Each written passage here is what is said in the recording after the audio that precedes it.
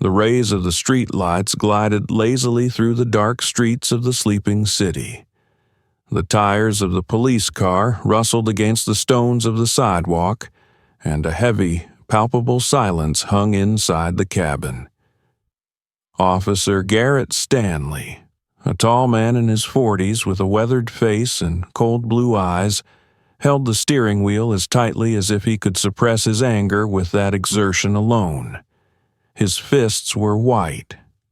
Garrett was known for his approach to patrolling. To him, order was control, and control was power. Hatred of those who, in his opinion, didn't deserve respect was deeply ingrained in him, like rust in metal. He saw himself as a doer of justice, a man who could put in their place those who he believed were upsetting the balance of society.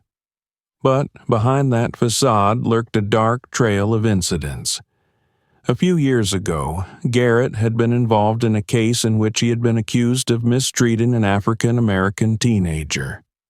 The case was hushed up, but the smell of that scandal still lingered around his name, and for Garrett, it was just a signal that he could go on. He liked to see the fear run across faces when he snapped the handcuffs. That evening, as usual, he was looking for trespassers. His gaze caught every shadow, every suspicious gesture. And then, at another stop, the figure of a street musician caught his attention. The light of the headlights slipped on a man in a massive jacket who was leisurely adjusting a massive gold chain around his neck. There he is, Garrett thought, his lips curving into a contemptuous grin. This was the type he hated the most. Young, confident, African-American, surrounded by a crowd of onlookers seemingly enjoying the moment. Well, well, he muttered, turning off the siren and getting out of the car. In the darkness, Garrett's voice came out sharply, like the blow of a whip. "Hey, you!" Michael Dappa, the big guy at the center of attention, didn't even turn around right away. Unlike those who were used to fearing the likes of Garrett, Michael exuded a strange, almost irritating confidence. His chain gleamed under the light of the street lamps like a challenge. But to Garrett, it wasn't just a man in a jacket. This was a target. And now, under the weight of his gaze, the city seemed quieter, the street no longer breathing. Just the two of them, the cop and the man he intended to put in his place. Garrett didn't know yet that this moment would change everything. Garrett approached Michael leisurely, as if savoring the moment. His heavy boots thudded loudly on the sidewalk, breaking the silence of the street. Each step echoed, bringing the inevitable collision closer. The cop's gaze, sharp and cold, lingered on the massive gold chain that hung around Michael's neck. The accessory, shining with defiant brilliance, screamed that its owner lived in defiance of the stereotypes Garrett cherished. "They're always like this," Garrett thought in disgust, his hand clutching the belt of his equipment. Pathos, showmanship. They don't accomplish anything with honest labor, it's all through chaos and dirt. What he saw before him was not a man, but a set of cliches. A large figure, loud clothes, a chain as a symbol of defiance of his perfect order. Garrett was sure he knew such men down to the smallest detail. They are all the same. They come from the slums, bring only chaos into the world, and the only thing that can stop them is power, his strength. "Hey, kid, you don't belong here," Garrett said, his voice hard with a touch of mockery. Michael turned slowly with obvious reluctance. His gaze, calm but barbed, met Garrett's eyes. There was everything in that look: contempt, bewilderment, and a touch of boredom, as if he were not an officer of the law, but a clown trying to get attention. "Something wrong, officer?" Michael asked, his tone polite, but his intonation betrayed a slight sneer. Those words, spoken without fear, annoyed Garrett to the core. He was used to seeing people avert their eyes as their voice trailed off on a note of fear. But this guy, with his shiny chain and cocky posture, was clearly not going to bow out. "You think you're the star around here?" Garrett threw, his voice burning with coldness.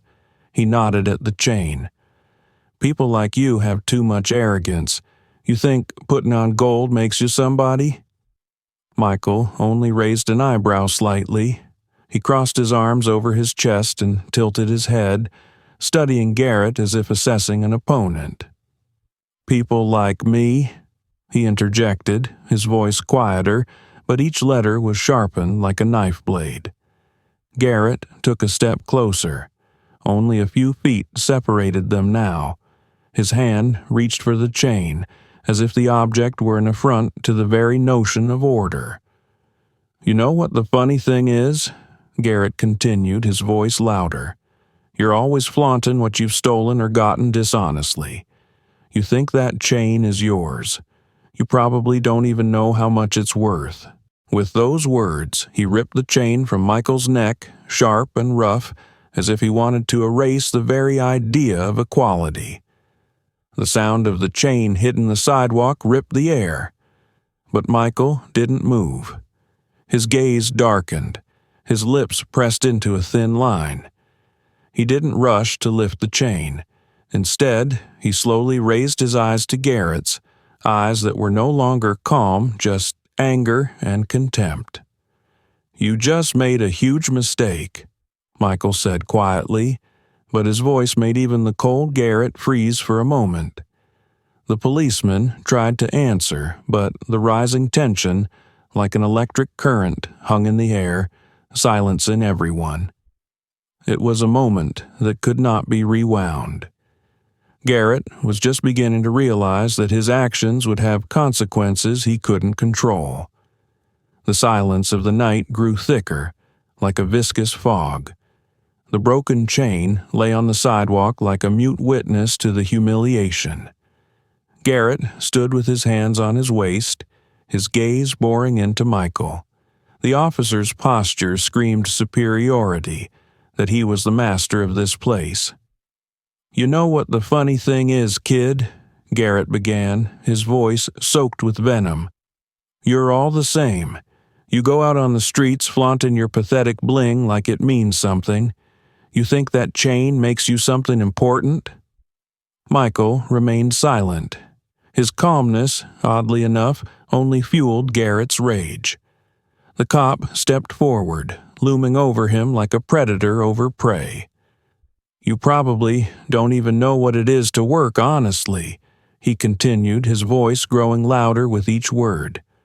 "People like you only know how to sit on welfare, steal, and pretend to be stars.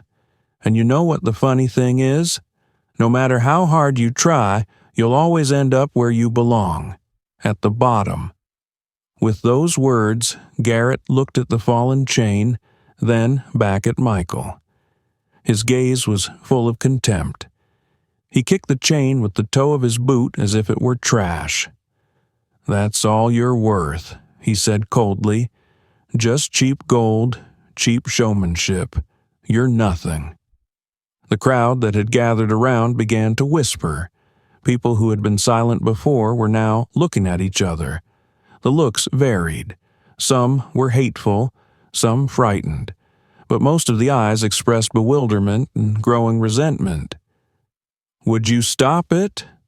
A voice came from the crowd, and Garrett froze for a moment. But he quickly recovered, turned to the audience and waved his hand as if chasing away annoying insects. "This is none of your business," he shouted, his voice breaking from the strain. "Go home." A few people backed away, but most remained in their seats. Their gaze now shifted to Michael. What would he do? How would he respond to this humiliation? Michael, who had been standing motionless until then, finally stepped forward.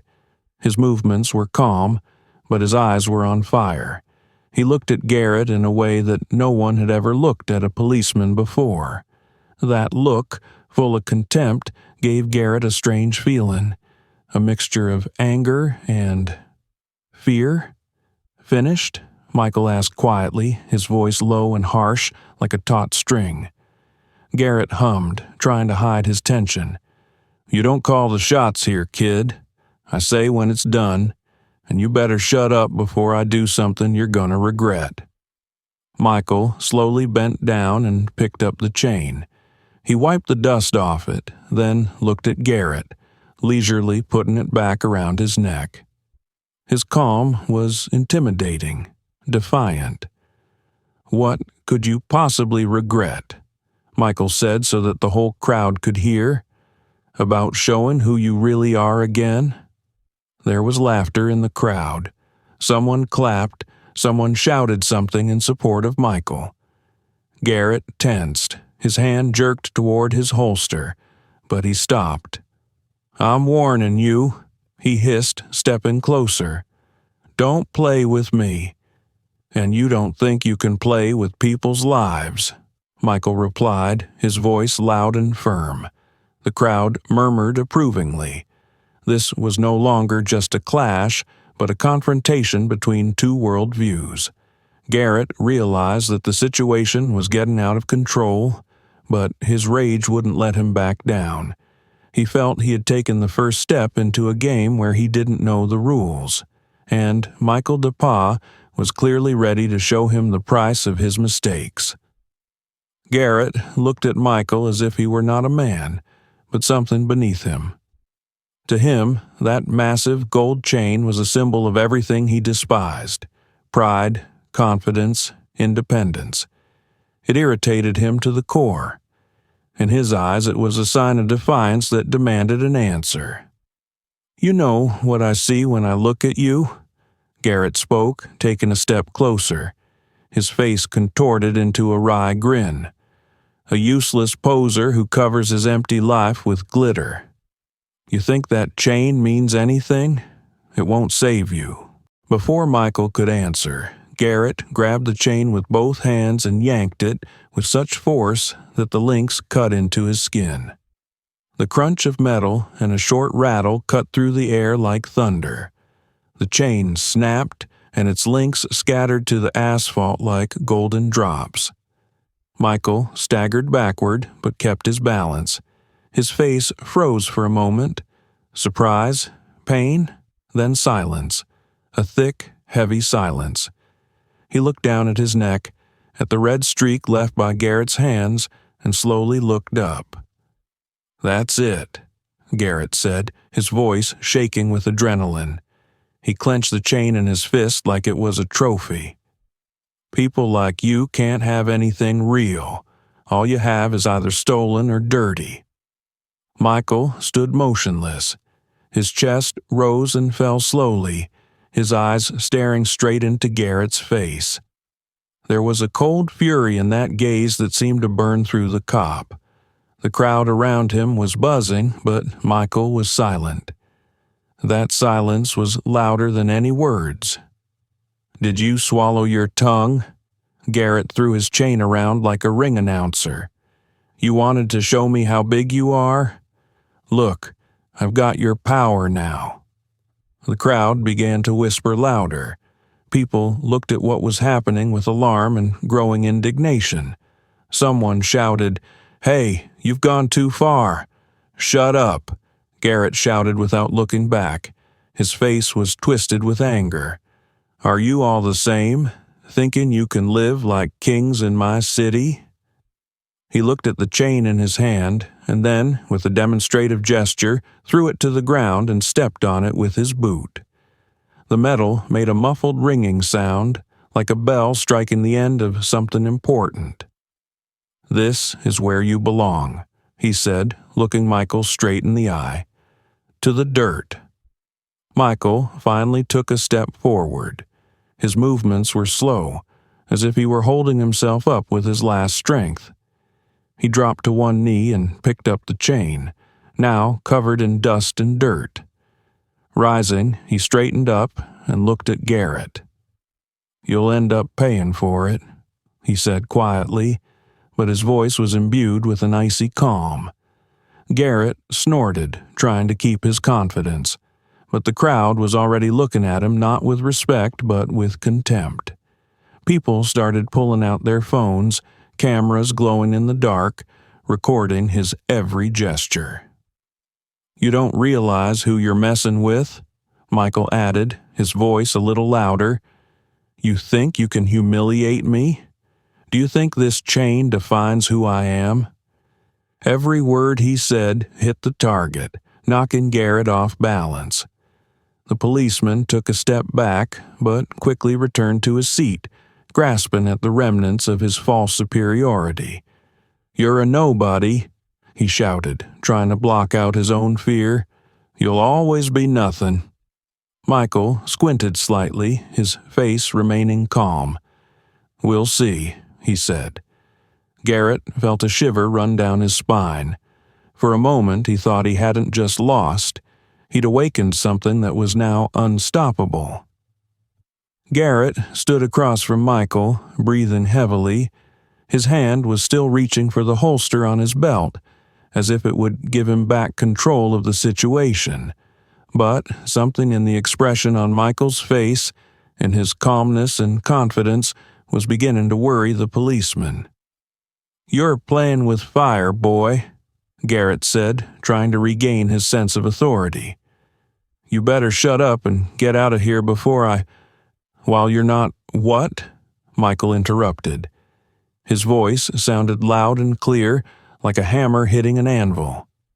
He took a step forward, making Garrett instinctively back away. There was a low rumble in the crowd. The whispers and gossip grew louder and louder. People looked at Michael, at Garrett, and began to talk among themselves. "It's him," I heard someone's voice. "Michael DePaul. Yes, it's Big Shaq." Garrett froze. The name was familiar. He'd heard it somewhere before. He looked back at the crowd, his gaze darting around as if he were searching for confirmation. "You don't know who it is?" shouted a young man from the crowd. "You really don't know?" Garrett felt himself getting dizzy. He saw people pulling out their phones, filming everything, streaming it live. Someone had already shown Michael's video with millions of views, his face glowing on the screens of smartphones. "Big Shaq, man," another voice said loudly. "A star, a rapper, a comedian. He's a celebrity." Something inside Garrett shivered. He knew the situation was out of control, but now it had become a nightmare. His face turned pale. He remembered his son laughing at some clip on the internet a few days ago. "Man's not hot." Garrett hadn't paid attention then, but now the words of that song echoed in his head. Michael looked at Garrett, his face still calm, but now there was a challenge in his eyes. Michael looked at Garrett, his face still calm, but now there was a challenge in his eyes. "You wanted to know who I was?" he said calmly, his voice sounding like he owned the stage. "I'm the one you just tried to humiliate. But you know what's funny? You only humiliated yourself." The crowd buzzed, some laughed, and some shouted, "You're in trouble, cop." Garrett tried to keep his cool. "I don't care who you are," he wheezed, but his voice sounded less sure. "The law is the same for everyone." "The law?" Michael raised an eyebrow. "You call that a law? Breaking chains, humiliating people?" "No, it's not a law. It's your fear." With those words, Michael took another step forward. Now he stood so close that Garrett could see the reflection of the crowd in his eyes. "You tried to show power, but you never had any," Michael added. "You thought you were superior, but now this whole town sees how insignificant you are." The crowd applauded. People started shouting support for Michael, and someone was already calling the police, reporting Garrett's actions. Garrett felt sweat trickle down his temple. He had nothing to say. Everything he knew was crumbling right in front of him. His career, his reputation, All of it was crumbling to dust in front of the crowd. "Now, you're not the one who decides what happens next," Michael added quietly, taking a step back and pointing at the crowd with the phones. "They do." Garrett realized that this was the end, but the worst part was that he had provoked this ending himself, and now he had no way out. The air seemed to freeze, shrinking into an invisible ball of tension. Michael stood holding the chain in his hand, as if gathering the energy that was about to explode. The crowd fell silent, holding its breath. Everyone waited to see what he would say or do. But Michael was silent, his gaze fixed on Garrett's face. The cop, on the other hand, was darting his eyes around, trying to find a way out of this nightmare. He could feel Michael's every movement cutting him like a sharp blade. The silence was getting on his nerves, making Garrett shift nervously from foot to foot. "Say something," he blurted out, his voice breaking into a shout. "You're not so brave without your toys." Michael raised his hand, holding the chain in front of him, its gleam reflecting in the light of the street lamps. He spoke at last, his voice deep, almost hypnotic, and each word sounded like a gunshot. "It's just metal," he said, calmly but firmly. "Gold. Gold, which to you is a symbol of everything you don't understand. Did you think that breaking this chain would humiliate me? Make me less?" Garrett remained silent, unable to look away. "You wanted to show that I'm nothing, that I'm weak, but what you don't realize is that the chain is not me. I am the power that keeps men like you in fear. Not because I wear it, but because I stay standing, even when you try to break me." The words struck like a hammer, and the crowd began to cheer. Michael stepped forward, his face closer to Garrett's and his voice even quieter, but it sounded even stronger. "You've spent your whole life thinking that your weapons, your uniform, give you power. You confused fear with respect and power with truth. But now you see the truth, don't you?" He tilted his head, studying Garrett's face. "You are weak." The crowd erupted in loud cheers. Some applauded, some shouted, "Wow! Show him, Michael!" Garrett felt his face flaming. His fists clenched, but he couldn't do anything. Every move he made, every word he said was being recorded on the camera. He knew that anything he said or did now would be his sentence. Michael slowly picked up the chain and put it back around his neck. His movements were unhurried, emphatically confident. Then he looked at Garrett again, but there was no fear in his gaze. "You thought you could break me. But I'm standing here, and you're broken. Look around you, Garrett. You're not a hero anymore." Garrett looked around instinctively. The crowd was looking at him not with respect, not with awe, but with contempt and judgment. His face was whiter than paper. "You were right about one thing," Michael continued, pausing. "You're a nobody here and now." The crowd erupted into applause and loud shouts. Garrett tried to say something, but the words stuck in his throat. He wanted to threaten, wanted to take back control, but he knew it was over.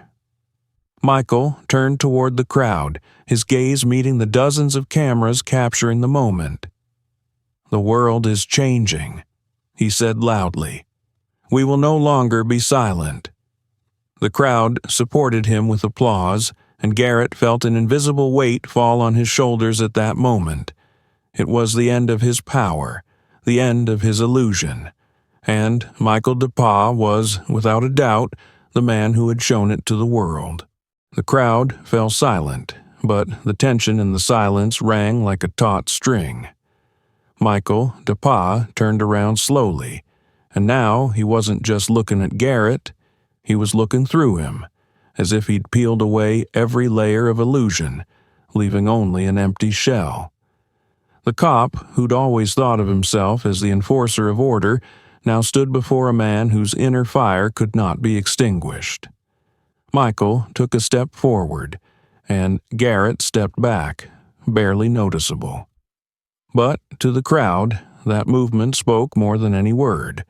It was a symbol that the power based on fear had given way to the power of truth. "You wanted to humiliate me," Michael began, his voice quiet but confident. "You thought your uniform, your badge, and your power would give you the right to look down on me. But look at you now." Garrett opened his mouth to reply, but Michael raised his hand, stopping him. "No," he said firmly. "I am speaking now. You've been silent all this time when people like you abused your power. You stood by while the system you represent ruined lives. You thought you were above it, that you could do whatever you wanted." The crowd began to nod in agreement. People cheered Michael with applause and shouts of encouragement. Garrett, on the other hand, tried to keep his composure, but his face gave away everything: anger, confusion, and, most of all, fear. "You thought I'd break, that I'd walk away. You counted on my silence, on my fear. But you were wrong." Michael took another step forward, closing the distance between them. "You know why? Because you have no idea who I am or what I represent." Garrett tensed, his gaze darting from Michael to the crowd. People were standing around with cameras, their phones recording every moment, every emotion. The footage was already gaining thousands of views on the internet. But for Garrett, it was just another nail in the coffin of his reputation. "I'm not just Michael DePaw," Michael continued. "I am the voice of those you have tried to silence. I am the face of those you have tried to erase. You don't see just one person in front of you, Garrett. You see all of us." The crowd exploded with applause. People shouted words of encouragement. Some even chanted his name. Michael raised his hand, calling for silence, and the crowd was instantly quiet.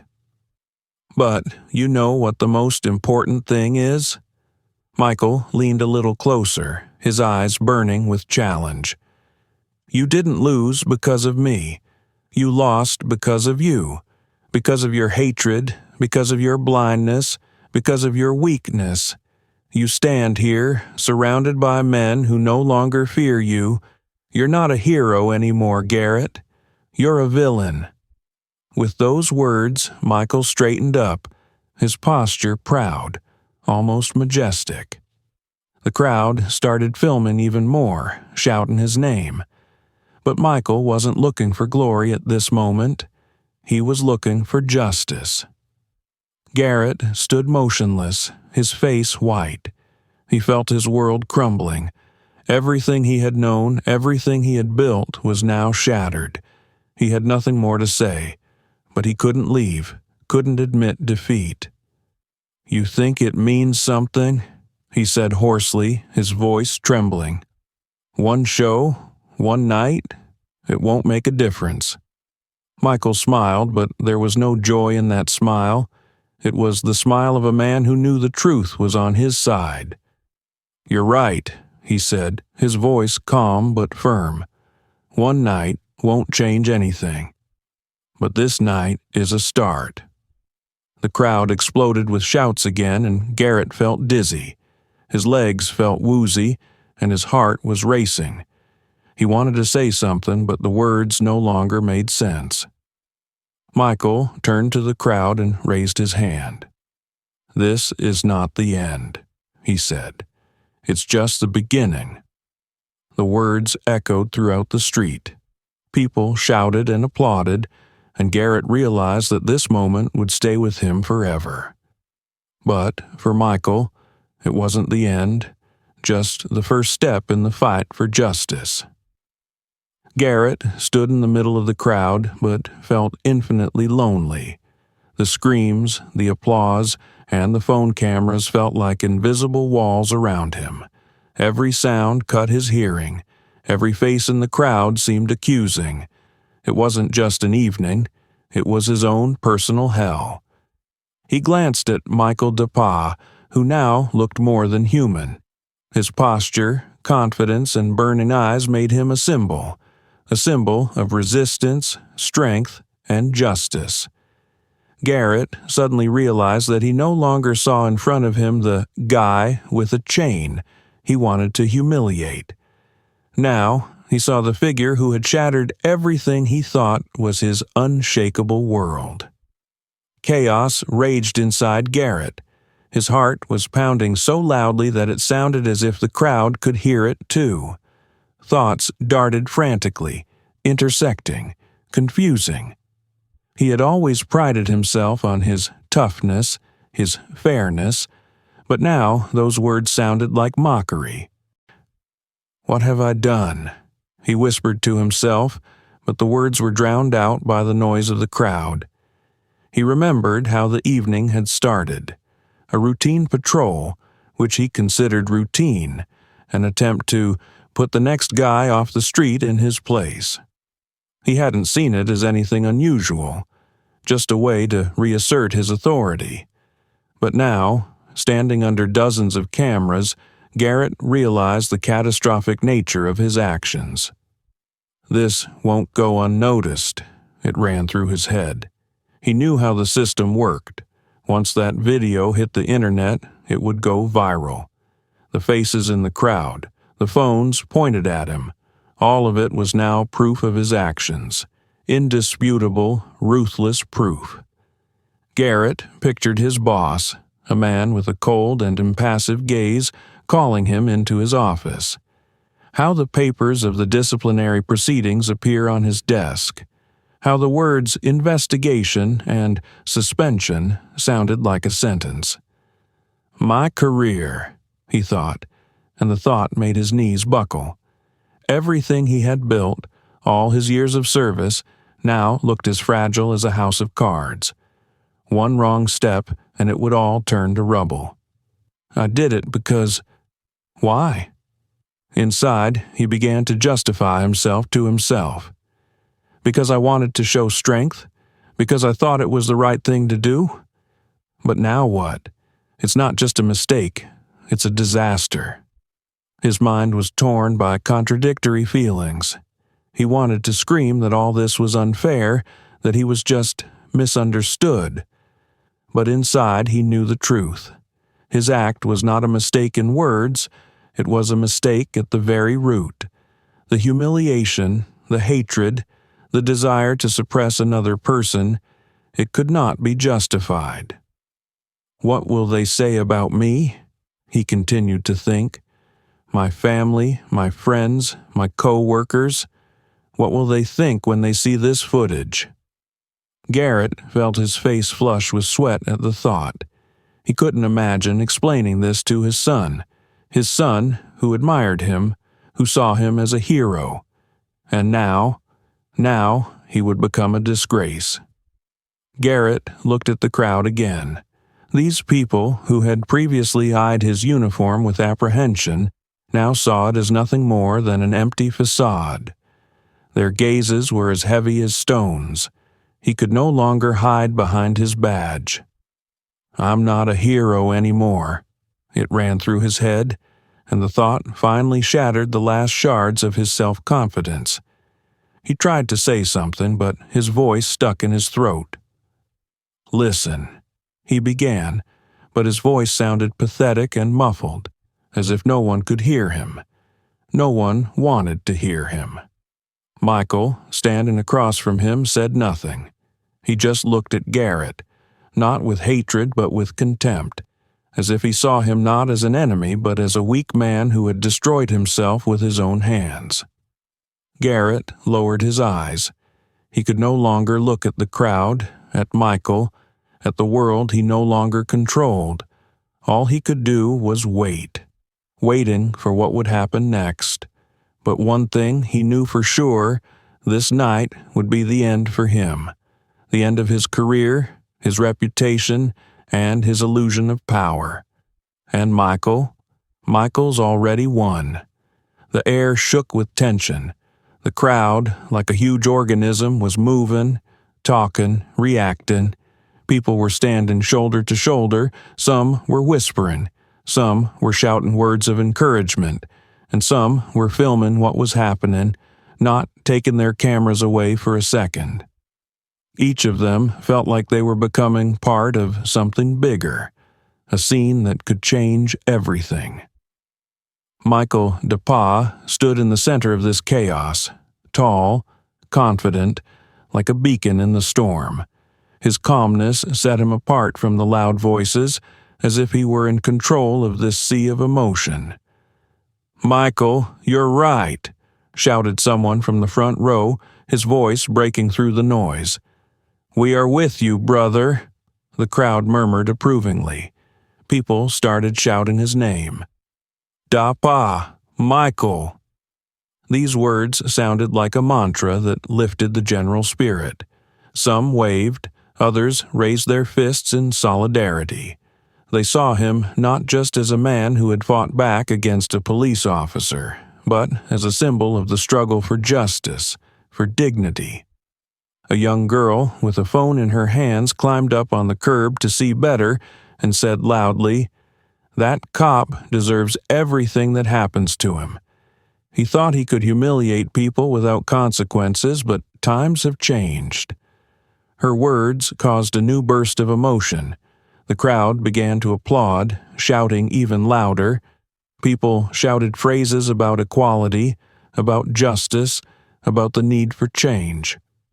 For many people, this was not just a confrontation between Michael and Garrett. It was a moment of truth, a battle of two world views. "He's always like this," came the voice of an older man who stood at the edge of the crowd. "I know that cop. All he does is abuse his power." "Did you see him break the chain?" someone asked, addressing the crowd. "This is pure racism." "He should be fired," the woman shouted, clutching her bag in her hands. These words sparked a heated discussion. People began to whisper, sharing stories of their clashes with the police. It seemed that the discontent with the system that had been building up over the years was pouring out here and now on this street. Garrett had become not just a person, but the embodiment of everything they were angry about. Not everyone was on Michael's side, however. A man in a suit stood at the edge of the crowd, a little to the side. He was watching the scene with his hands in his pockets. "I think he's overreacting," he said, turning to the woman beside him. "That Michael is using the situation to make a show." "Show?" She was indignant. "It's not a show. It's life. Can't you see he's defending his dignity?" "Maybe," the man murmured uncertainly, but his words were drowned in a new surge of emotion. Meanwhile, Garrett stood as still as a statue, but his face told of the storm raging inside him. He heard everything: condemnation, scorn, stories of his past misdeeds. Every word was like a blow. "You can't hide behind your badge anymore," shouted someone from the crowd, pointing a camera at him. Garrett tried to say something, but his voice was drowned out by the roar of the crowd. He took a step back, as if trying to retreat, but found himself pressed against his car. People were closing in around him, though no one was getting too close. Michael raised his hand, calling for silence. His voice, deep and confident, cut through the noise. "Stop," he said, and the crowd instantly hushed. He looked around at everyone in front of him and continued. "It's not about him," he said, nodding toward Garrett. "It's about us. It's about all of us.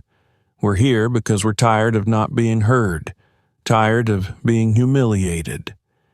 The crowd supported him with shouts, but Michael raised his hand again, silencing everyone. "Yes, that man made a mistake," he said, looking directly at Garrett. "But he's not the only one. It's a system that makes people like him feel superior. And today, we're saying to that system, no more." People began to applaud. Their support was almost deafening. Michael stepped closer to Garrett, but his movements were slow and calm. He looked down at him like a man who no longer saw a threat in front of him. "Look at them," Michael said, nodding at the crowd. "It's not a crowd. They're people. People you people like you used to ignore. But you see them now, Garrett." Garrett said nothing. His face was pale, his hands clenched into fists, but he made no movement.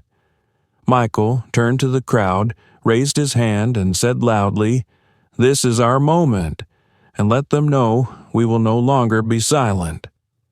The crowd erupted in applause, and Garrett felt the world around him crumble completely. As the raucous applause of the crowd began to subside, the night seemed to take on a new breath. People gradually calmed down, but the energy of the moment remained. Everyone was waiting for the denouement. Everyone knew that this evening would change lives, but no one knew how. Michael Dapa stood at attention. His eyes were fixed on Garrett, who looked as if he had been sentenced to life imprisonment. The crowd was ready to erupt with more words of encouragement, but Michael raised his hand, calling for silence. "It is not only my story that ends here today," he began, his voice as firm as a judge's gavel. "This is the end of a story in which those who are supposed to protect become oppressors." He paused, allowing the words to penetrate everyone's consciousness.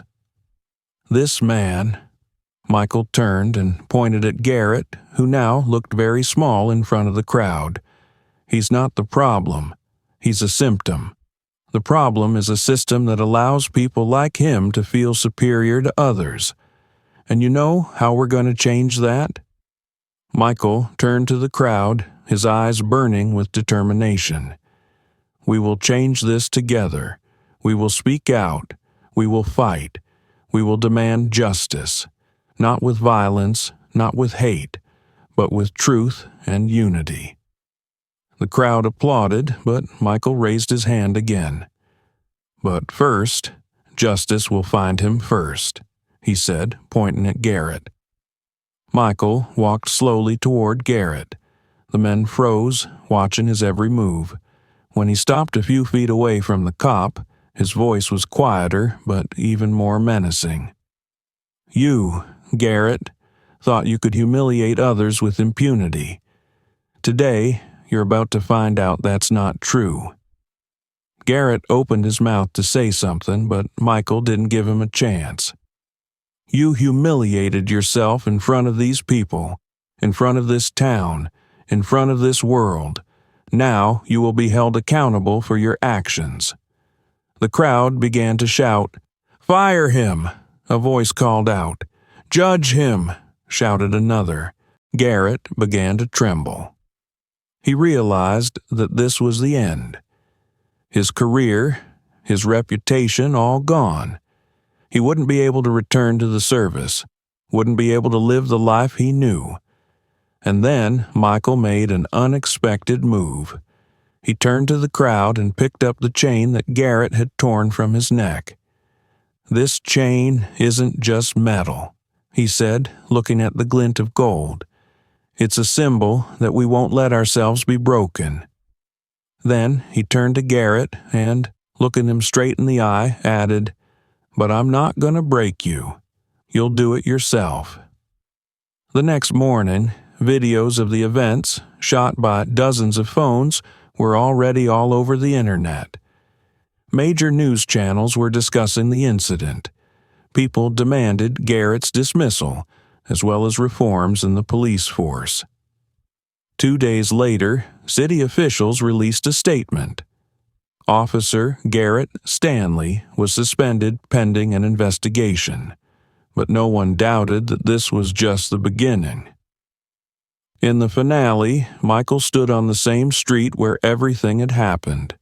It was empty now, but he didn't need witnesses. He put on his chain and looked at the horizon. "This isn't the end," he said quietly to himself.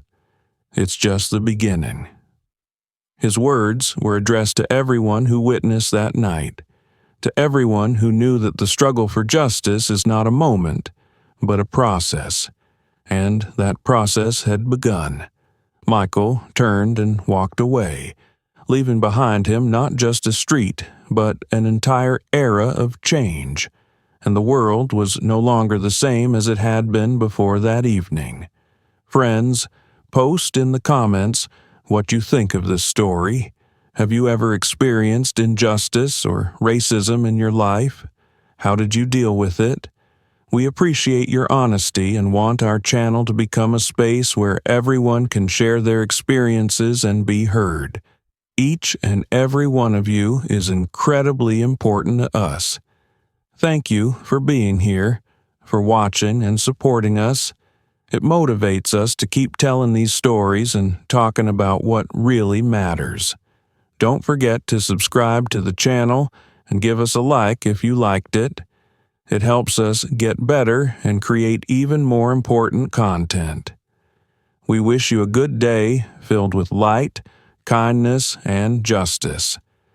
Be strong and do not be afraid to speak the truth.